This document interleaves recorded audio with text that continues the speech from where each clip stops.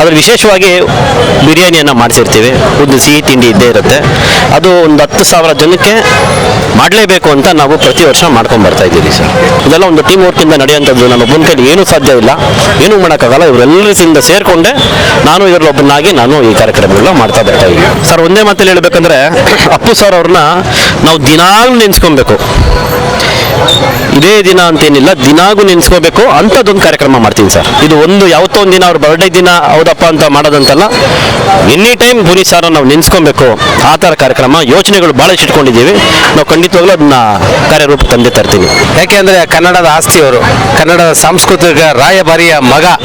ಹಾಗಾಗಿ ದೊಡ್ಡ ಮನೆ ಹುಡುಗ ಏನು ಇವತ್ತು ಪಾಪ ಪ್ರತಿಯೊಬ್ಬ ಮನೆಯಲ್ಲಿ ಒಬ್ಬ ಮಗನಾಗಿರುವಂಥ ಅಪ್ಪು ಸರ್ ಅವರ 50ನೇ ಹುಟ್ಟುಹಬ್ಬ ಮಾಡೋದು ನಮ್ಮೆಲ್ಲರ ಒಂದು ಸಂತಸದ ದಿನ ಇವತ್ತಿಲ್ಲ. ಇಲ್ಲಿ ಎಲ್ಲ ಪ್ರತಿಯೊಂದು ವರ್ಗದ ಜನ ಅವರು ಬಂದು ಊಟ ಮಾಡ್ಕೊಂಡು ಹೋಗ್ತಾ ಇದ್ದಾರೆ. ಅವ್ರು ತೋರಿಸ್ಕೊಟ್ಟ ದಾರಿನೇ ನಡ್ಕೊಂಡು ಬರ್ತಾ ಇರೋದು ಸರ್. ಮೊದಲಿಗೆ ಸಮಸ್ತ ದೇಶದ ಜನತೆಯ ಪರವಾಗಿ ಡಾಕ್ಟರ್ ಪುನೀತ್ ರಾಜ್ಕುಮಾರ್ ಅವರಿಗೆ 50ನೇ ವರ್ಷದ ಹುಟ್ಟುಹಬ್ಬದ ಶುಭಾಶಯಗಳು ಹೇಳಕ್ಕೆ ಇಷ್ಟಪಡ್ತೀನಿ. ಪ್ರತಿ ವರ್ಷವೂ ನಾವು ಅವ್ರು ಹುಟ್ಟಿದ ಹಬ್ಬನ ಇದೇ ಥರ ಆಚರಣೆ ಮಾಡ್ತಾ ಇದ್ದೀವಿ. ಹಾಗೆ ಅವರು ನಮ್ಮೊಂದಿಗೆ ಇಲ್ಲದ ಕಾರಣ ಅವರ ಪುಣ್ಯಸ್ಮರಣೆನೂ ಇದೇ ಥರ ಅದ್ಧೂರಿಯಾಗಿ ನಾವು ಅವರ ಪುಣ್ಯಸ್ಮರಣೆನೂ ಮಾಡ್ತೀವಿ. ಅದ್ರ ವಿಶೇಷವಾಗಿ ಬಿರಿಯಾನಿಯನ್ನು ಮಾಡಿಸಿರ್ತೀವಿ. ಒಂದು ಸಿಹಿ ತಿಂಡಿ ಇದ್ದೇ ಇರುತ್ತೆ. ಅದು ಒಂದು 10,000 ಜನಕ್ಕೆ ಮಾಡಲೇಬೇಕು ಅಂತ ನಾವು ಪ್ರತಿ ವರ್ಷ ಮಾಡ್ಕೊಂಡು ಬರ್ತಾ ಇದ್ದೀವಿ ಸರ್.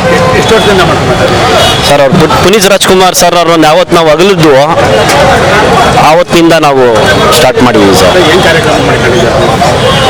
ಅದೇ ಇವಾಗ ಬಿರಿಯಾನಿ ಮಾಡ್ತಾ ಇದ್ದೀವಿ. ಬಿರಿಯಾನಿ ಊಟದ ವ್ಯವಸ್ಥೆ ಅನ್ನನ ಶ್ರೇಷ್ಠ ದಾನ ಅಂತ ಹೇಳ್ತಾರೆ. ಇದನ್ನೇ ಮುಂದೆ ಒಂದು ದಿನ ಭಾಳ ದೊಡ್ಡದಾಗಿ ಮಾಡಬೇಕು ಅಂತ ಆಸೆ ಇದೆ. ಅಂದರೆ ನಿರಂತರವಾಗಿ ಅದನ್ನು ಕೆಲವೊಂದನ್ನು ಹೇಳಲ್ಲ, ನಾನು ಮಾಡಿ ತೋರಿಸ್ತೀನಿ ಅನ್ನೋದು ನನ್ನ ಇದು. ಹಾಗಾಗಿ ಏನೇ ಒಂದು ಕಾರ್ಯಕ್ರಮ ಮಾಡಬೇಕಂದ್ರೆ ನನ್ನ ಬೆನ್ನೆಲುಬಾಗಿ ನನ್ನ ಸ್ನೇಹಿತರು ನರೇಂದ್ರ ಇರ್ಬೋದು, ಮಹೇಶ ಇರ್ಬೋದು, ಆನಂದ ಇರ್ಬೋದು, ಸೋಮು ಇರ್ಬೋದು, ರಂಗ ಇರ್ಬೋದು, ನಮ್ಮ ಚಂದ್ರು ಸರ್ ಇರ್ಬೋದು, ಇವರೆಲ್ಲರಿಗಿಂತ ಮಿಗಿಲಾಗಿ ನನ್ನನ್ನು ಆವತ್ತಿನಿಂದ ಎತ್ತಿ ಹಿಡಿದವರು ನನಗೆ ಅಗ್ನಿಶ್ರೀಧರಣ್ಣವರು. ಅವರು ಅರಿವಿನ ಗುರುಗಳು ಅಗ್ನಿಶ್ರೀಧರಣ್ಣವರು. ಹಾಗಾಗಿ ನನ್ನ ಜೀವನದ ಗುರುಗಳಾಗಿ ನನ್ನ ಬಚ್ಚನಣ್ಣ ಇದ್ದಾರೆ, ನನ್ನ ಹೋರಾಟದ ಗುರುಗಳಾಗಿ ನನ್ನ ವೆಂಕಟಮ್ಮಣ್ಣ ಇದ್ದಾರೆ. ಇವರೆಲ್ಲರೂ ನನಗೆ ಒಂದೊಂದು ಗುರುಗಳು ಒಂದೊಂದು ದಾರಿಯನ್ನು ತೋರಿಸಿದ್ದಾರೆ. ಆ ಒಂದು ಮಾರ್ಗದರ್ಶನ ನಾನು ಬೆಳೆದು ನಿಂತಿದ್ದೀನಿ. ನಾನು ಇವತ್ತೆಲ್ಲ ನಿಂತಿದ್ದೀನಿ ಅಂದರೆ ಅವರುಗಳೇ ಕಾರಣ. ಹಾಗಾಗಿ ನನ್ನ ಫ್ರೆಂಡ್ಸೂ ಒಂದು ಟೀಮ್ ವರ್ಕು. ಇದೆಲ್ಲ ಒಂದು ಟೀಮ್ ವರ್ಕಿಂದ ನಡೆಯುವಂಥದ್ದು. ನಮ್ಮ ಒಬ್ಬನ ಕೈಲಿ ಏನೂ ಸಾಧ್ಯ ಇಲ್ಲ, ಏನೂ ಮಾಡೋಕ್ಕಾಗಲ್ಲ. ಇವರೆಲ್ಲರಿಂದ ಸೇರಿಕೊಂಡೆ ನಾನು ಇದರಲ್ಲೊಬ್ಬನಾಗಿ ನಾನು ಈ ಕಾರ್ಯಕ್ರಮಗಳನ್ನ ಮಾಡ್ತಾ ಬರ್ತಾ ಇದ್ದೀನಿ.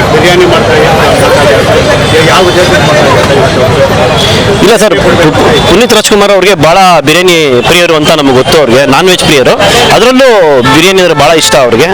ಹಾಗಾಗಿ ಅದನ್ನು ಬಿರಿಯಾನಿನೇ ಮಾಡೋಣ ಅಂತ, ಬೇರೆ ಏನಾನ ಮಾಡೋಣ ಅಂತ ಅನ್ಕೊಂತೀವಿ. ಅದು ಆದ್ರೂ ಇಲ್ಲ, ಬಿರಿಯಾನಿನೇ ಇರಲಿ ಅಂತ ನಾವೆಲ್ಲ ಕೊನೆಗೆ ಡಿಸೈಡ್ ಮಾಡಿಕೊಂಡು ಬಿರಿಯಾನಿನೇ ಮಾಡಿಸ್ತೀವಿ. ಆ್ಯಕ್ಚುಲಿ ಅದು ಅವರು ಮಾರ್ಚ್ 17ಕ್ಕೆ ಅವ್ರು ಹುಟ್ಟಿದ ಹಬ್ಬ ಇತ್ತು. ಅವತ್ತು ಸೋಮವಾರ ಬಿದ್ದಿದ್ದರಿಂದ ಕಾರಣ ನಾವು ನಾನ್ ವೆಜ್ ಯಾರು ತಿನ್ನಲ್ಲ ಅನ್ನೋ ಕಾರಣಕ್ಕೋಸ್ಕರ ಇವತ್ತು ಭಾನುವಾರ ಜಾಸ್ತಿ ಜನ ಬರಲಿ. ಇವಾಗ 12 ಗಂಟೆಗೆ ಸ್ಟಾರ್ಟ್ ಮಾಡಿದ್ದೀವಿ, ರಾತ್ರಿ 10 ಗಂಟೆವರೆಗೂ ನಿರಂತರವಾಗಿ ಕೊಡ್ತಾ ಬರ್ತಾ ಇರ್ತೀವಿ. ಇದಕ್ಕೆಲ್ಲ ನನಗೆ ಸಪೋರ್ಟ್ ಆಗಿ ರಾಜಕೀಯವಾಗಿ ನನಗೆ ಎಸ್ ಅನ್ಸಾರ್ ಪಾಷಾ ಅವರು, councillor Banashankari ward, L Srinivas ಅವರು, ನಮ್ಮ ಕುಮಾರಸ್ವಾಮಿ ವಾರ್ಡು, ಎಚ್ ಸುರೇಶ್ ಅವರು, ಬಸವರಾಜಣ್ಣ ಅವರು, ಕಬಡ್ಡಿ ಬಾಬಣ್ಣವರು, ಆಮೇಲೆ ನಮ್ಮ ಪ್ರಮೋದ್ ಸರ್ ಅವರು, ಪ್ರಮೋದ್ ಶ್ರೀನಿವಾಸ್ ಅವರು ಒಂದು ಯುವಕರಲ್ಲಿ ಭಾಳ ಒಂದು ಸ್ಫೂರ್ತಿಯುತವಾಗಿ ಕೆಲಸ ಮಾಡ್ತಾ ಇದ್ದಾರೆ. ಈ ಭಾಗದಲ್ಲಿ ಭಾಳ ಒಂದು ಪದ್ಮನಾಭನಗರ ವಿಧಾನಸಭಾ ಕ್ಷೇತ್ರದಲ್ಲಿ ಒಂದು ಯುವಕರಲ್ಲಿ ಒಂದು ಕಿಚ್ಚನ್ನು ಹಚ್ಚಿದ್ದಾರೆ ಅವರು. ಇವಾಗ ಈ ಭಾಗದ ಯುವಕರು ಬಹಳಷ್ಟು ಕಾರ್ಯಕ್ರಮಗಳು ಜನಸೇವೆಯಲ್ಲಿ ತೊಡ್ಕೊಂಡಿದ್ದಾರೆ ಸರ್. ಬೇರೆಲ್ಲೂ ಆ ಥರ ನನಗೆ ನೋಡಿಲ್ಲ. ಈ ಭಾಗದಲ್ಲಿ ತುಂಬ ಜನ ಯುವಕರು ಸಮಾಜ ಸೇವೆ ತುಂಬ ಮಾಡ್ತಾ ಇದ್ದಾರೆ ಸರ್. ಖುಷಿ ಆಗುತ್ತೆ. ಈ ವಾರ್ಡಲ್ಲಿ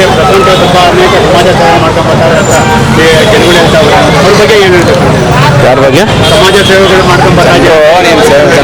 ಹಾಂ ಸರ್. ಅವ್ರ ಬಗ್ಗೆ ಏನು ಸರ್? ಏನಿಲ್ಲ, ನಾನು ಮಾಡೋದನ್ನೇ ಅವ್ರು ಹೇಳ್ತಾರೆ ಅಷ್ಟೇ ಹೊರತು ನಾವು ಈ ಸಮಾಜ ಸೇವೆ ಮಾಡಬೇಕು ಅಂತ ಬಂದು 2003ರಲ್ಲಿ ನಾವು ಸೋಷಲ್ ವರ್ಕ್ ಮಾಡಬೇಕು ಅಂತ ಬಂದವರು. ಇವತ್ತಿಗೆ 2025 ಆಯಿತು ಅಂದರೆ 22 ವರ್ಷ ನಾವು ಈ ಒಂದು ಸಮಾಜ ಸೇವೆ ಮಾಡ್ಕೊಂಡು ಬರ್ತಾ ಇದ್ದೀರಿ ಅಂದರೆ ನೀವೇ ಅರ್ಥ ಮಾಡ್ಕೊಳ್ಳಿ. ನಾವು ಭಾಳಷ್ಟು ಕಾರ್ಯಕ್ರಮಗಳು ಮಾಡಿದ್ದೀವಿ. Health camp, blood camp, I camp, ಎಷ್ಟೊಂದು ಆಪ್ರೇಷನ್ಗಳು ಮಾಡಿದ್ದೀವಿ, ಸ್ಕೂಲ್ ಫೀಸ್ಗಳು ಕಟ್ಟಿದ್ದೀವಿ. ಬುಕ್ಸು, ಬ್ಯಾಗ್ಗಳು, ಆಮೇಲೆ ವೀಲ್ ಚೇರ್ಗಳು ಹ್ಯಾಂಡಿಕ್ಯಾಪ್ಟ್ಗಳಿಗೆ ಭಾಳಷ್ಟು ಮಾಡ್ಕೊಂಡು ಬರ್ತಾ ಕೈಲಾದದ್ದು ನಾವು ಮಾಡ್ಕೊಂಡು ಬರ್ತಾ ಇದ್ದೀವಿ ಸರ್. ಇವಾಗ ಚಳಿಗಾಲ ಆಯಿತು ಅಂದರೆ ಬೆಡ್ಶೀಟ್ ಕೊಡೋದು, ಈ ಥರ ಎಲ್ಲ ಒಂಥರ ಆಯಾ ಟೈಮ್ಗೆ ಏನೇನಾಗುತ್ತೋ ಸ್ಕೂಲ್ಸ್ ಟೈಮಲ್ಲಿ ಬುಕ್ಸ್ ಕೊಡೋದು, ಈ ಥರ ಎಲ್ಲ ಮಾಡ್ಕೊಂಡು ಬಂದಿದ್ದೀವಿ. ಹಾಗಾಗಿ ಇನ್ನು ಮುಂದಕ್ಕೂ ನಾವು ಮಾಡ್ಕೊಂಡು ಬರ್ತೀವಿ ಸರ್. ದಿನಗಳಲ್ಲಿ ಅಪ್ಪರ ಬರ್ಡೇ ನೀವು ಯಾವ ರೀತಿ ಆಚರಣೆಗಳು ಮಾಡಬೇಕು, ಅವ್ರ ಹೆಸರು ಯಾವ ರೀತಿ ಕಾರ್ಯಗಳು ಮಾಡಬೇಕಂತ ಪ್ಲಾನ್ಸ್?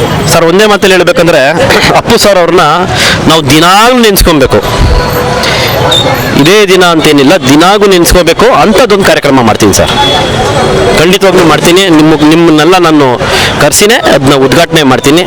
ಅದನ್ನು ನಾನು ನನ್ನ ಫ್ರೆಂಡ್ಸ್ ಎಲ್ಲ ಏನಿವಾಗ ಮಹೇಶ, ನರೇಂದ್ರ ಎಲ್ಲಿ ಹೇಳಿದೆ ಈ ಟೀಮು ಎಲ್ಲರೂ ನಾನು ಕೂತ್ಕೊಂಡು ಮಾತಾಡಿ ನಾವು ಡಿಸೈಡ್ ಮಾಡಿದ್ದೀವಿ.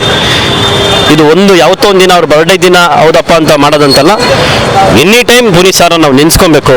ಆ ಥರ ಕಾರ್ಯಕ್ರಮ ಯೋಚನೆಗಳು ಭಾಳಷ್ಟು ಇಟ್ಕೊಂಡಿದ್ದೀವಿ. ನಾವು ಖಂಡಿತವಾಗ್ಲೂ ಅದನ್ನ ಕಾರ್ಯರೂಪ ತಂದೆ ತರ್ತೀನಿ. ಅವರ ಬರ್ಡೇನ ಒಂದು ಸ್ಫೂರ್ತಿ ದಿನ ಅಂತೇಳಿ ಸರ್ಕಾರ ಘೋಷಣೆ ಮಾಡಿದೆಯಲ್ಲ ಸರ್? ಹೌದು. ದಿನ ನೀವು ಯಾವ ರೀತಿ ಸ್ಫೂರ್ತಿ ತಗೊಂಡಿದ್ದೀರಿ? ನಾವು ಸ್ಫೂರ್ತಿ ದಿನವಾಗಿ ಅಂದರೆ ನೋಡಿ, ಇವಾಗ ಸ್ಫೂರ್ತಿಯುತವಾಗಿ ನಾವು ಕೆಲಸಗಳನ್ನ ಮಾಡ್ತೀವಿ. ಇಂಥ ಬಿಸಿಲು 3 ದಿವಸ ನಿದ್ದೆ ಇಲ್ಲ, ಆದರೂ ನಾವು ಅದ್ರ ಬಗ್ಗೆ ನಾನು ಇದು ಮಾಡ್ಕೊಳ್ಳೋಣ. ನಾವು ಸ್ಫೂರ್ತಿಯುತವಾಗಿ ಅಪ್ಪು ಸರ್ ಬರ್ಡೇ ಅನ್ನೋ ಒಂದು ಸ್ಫೂರ್ತಿ ನಮ್ಮಲ್ಲಿ ಇದೆ, ಆ ಕಿಚ್ಚಿದೆ. ಆ ಸ್ಫೂರ್ತಿಯಿಂದ ನಾವು ಎಲ್ಲ ಥರ ಕೆಲಸಗಳನ್ನು ನಾವು ಮಾಡ್ಕೊಂಡು ಬಂದಿದ್ದೀವಿ ಸರ್. Thank you sir.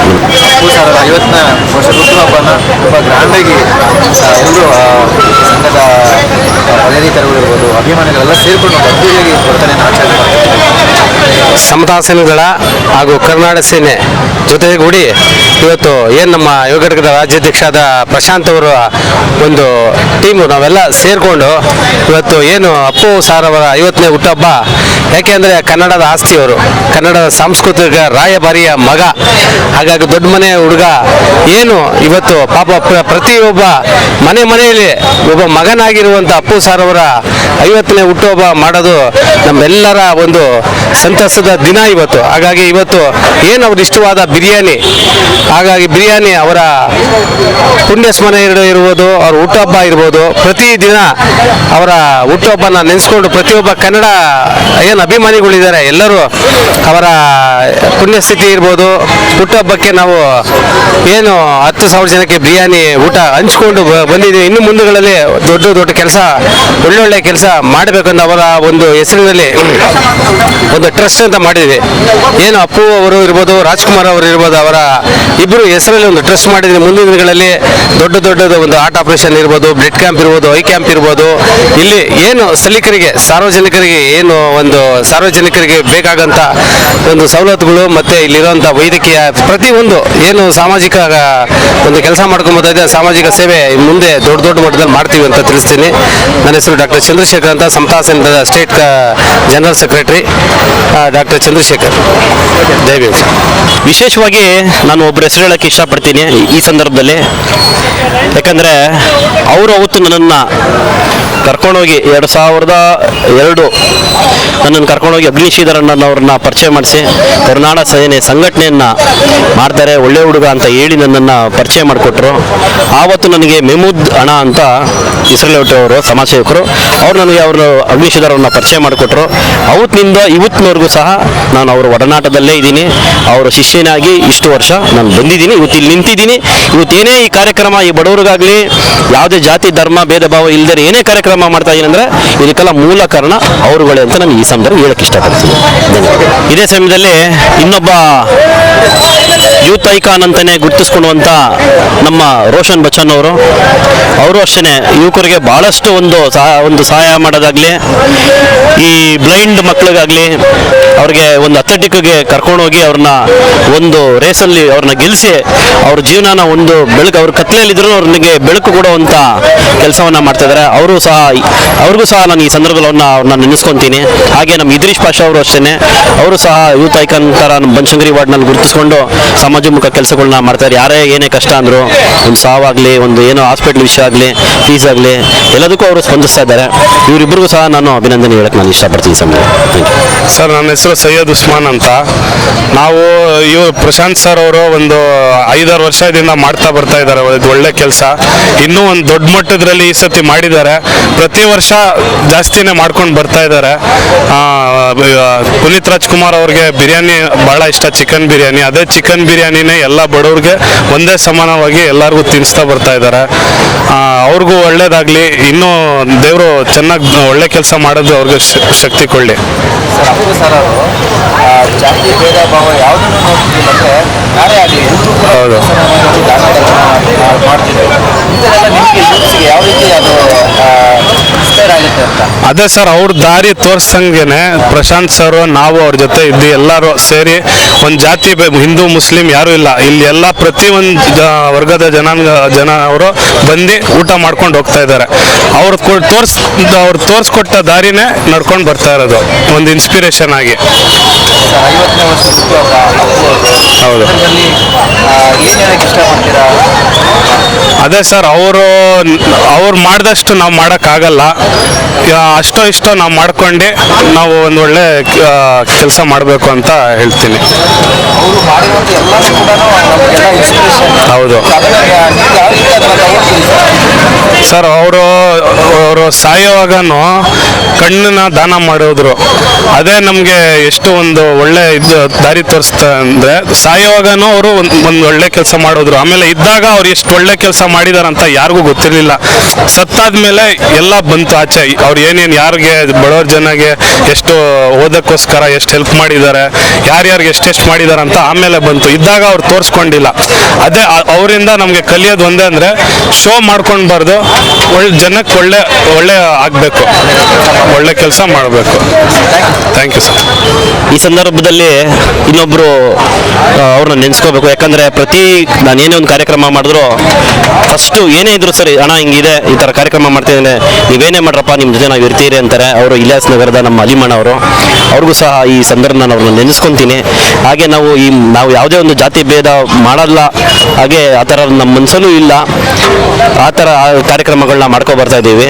ಹಾಗಾಗಿ 6:30ಗೆ ಇಫ್ತಿಯಾರ್ ಕೂಟ ಅಂತ ಏನು ಮಾಡ್ತಾರೆ ನಮ್ಮ ಮುಸ್ಲಿಂ ಬಾಂಧವರು, ಅವ್ರಿಗೂ ಸಹ ಮತ್ತೆ ಇವಾಗ 4:15 ಕ್ಲೋಸ್ ಮಾಡಿ ಮತ್ತೆ 6:30ಗೆ ಸ್ಟಾರ್ಟ್ ಮಾಡ್ತೀವಿ. ಯಾಕಂದರೆ ಮುಸ್ಲಿಂ ಬಾಂಧವರು ಬಂದು ಸೇವನೆ ಮಾಡಲಿ ಅಂತ ನಮ್ಮ ಕೈಲಾಗಿದ್ದು ಸಣ್ಣ ಒಂದು ಹುಡುಗರಂತ ಹೇಳಕ್ಕೆ ಇಷ್ಟಪಡ್ತೀನಿ.